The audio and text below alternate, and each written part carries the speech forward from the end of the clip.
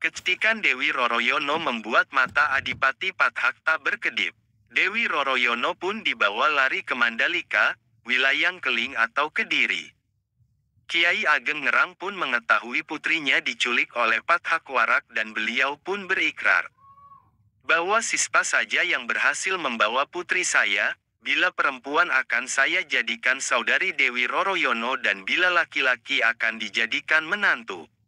Mendengar ikrar Kiai Ageng Ngerang tidak ada yang berani karena mengetahui kehebatan dan kekejaman Pathak Warak.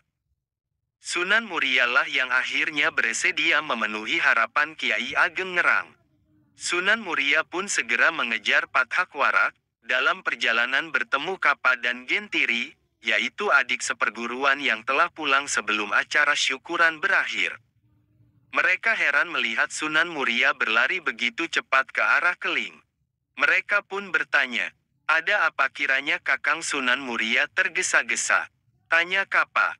Ditulis, Yosi Wulandari UAD, pernah ditayang di koran Merapi * Kiai Ageng Ngerang mengadakan syukuran untuk Dewi Roroyono yang usianya genap 20 tahun. Peristiwa syukuran itu ternyata memberikan kesan yang menyedihkan bagi Dewi Roroyono yang merupakan darah cantik.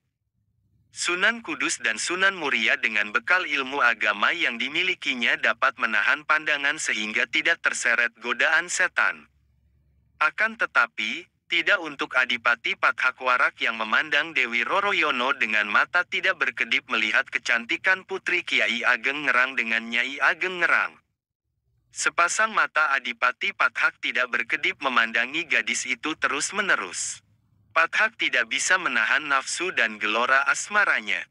Dia menggoda Dewi Roroyono dengan ucapan yang tidak pantas.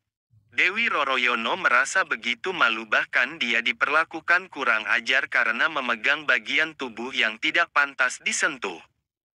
Dewi Roroyono tidak tahan dan naik pitam, minuman yang dibawa sengaja ditumpahkan ke pakaian sang adipati. Pathak Warak tidak terima dan menyumpah-nyumpah, hatinya marah diperlakukan demikian. Para tamu lain pun turut menertawakan kekonyolannya sehingga membuatnya semakin malu. Bahkan, ia hampir ingin menamparkan Dewi Roroyono, tetapi ia ingat Dewi Roroyono putri sang guru. Dewi Roroyono pun segera masuk ke dalam kamarnya dan menangis sejadi-jadinya karena dipermalukan oleh Pathak Warak. Hari pun telah malam dan para tamu dekat telah pulang, tetapi tamu jauh terpaksa menginap di rumah Kiai Ageng Ngerang, termasuk Pathak Warak dan Sunan Muria. Namun hingga lewat tengah malam, Pathak Warak belum bisa memejamkan mata dan niat buruknya pun muncul. Pathak Warak pun mengendap-endap ke kamar Dewi Roroyono. Dewi dibius hingga tidak sadarkan diri dan dibawa lari melalui jendela. Dia merupakan wali songo termuda di antara wali-wali lainnya. Ketika beranjak dewasa, Sunan Muria menikah dengan Dewi Sujina, putri Sunan Kudung, adik dari Sunan Kudus. Sunan Muria juga menikah dengan Dewi Roroyono, putri Ki Ageng Ngerang dan Nyai Ageng Ngerang.